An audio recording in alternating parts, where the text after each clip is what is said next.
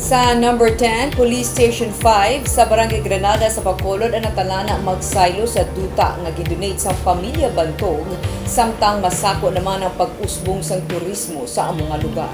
Ang detalye sa report ni Romeo Subaldo.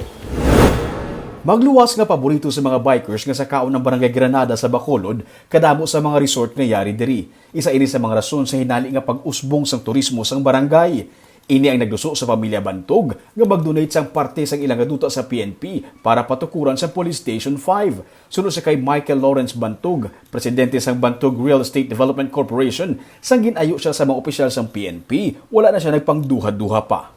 May security sa area, security sa Barangay Langilan, security sa Barangay Granada. Especially now daw nag-boom ang tourism around this area, so we wanted safe for everybody. 500 square meters ang kalaparon sa duta nga gindonate. Ini ang standard size ang isa ka police station. Kaina, ginpatigayon ang pagpirma sa deed of donation kag turnover ceremony. Kaupod ang director sa Bacolod City Police Office nga si Colonel Manuel Placido kag katapos ang pamilya Bantog. Suno kay Placido, ini ang pinakauna nga police station sa Bacolod nga igatukod mismo sa duta nga nakapangalan sa PNP. Gani ang PNP ang magagastos sa pagpatukod sa building. Workout namin at pag na-title sa PNP, it will become PNP property. Then the PNP, the way I understand it, magpo-provide sila ng counterpart amount para ma-erect yung model police station.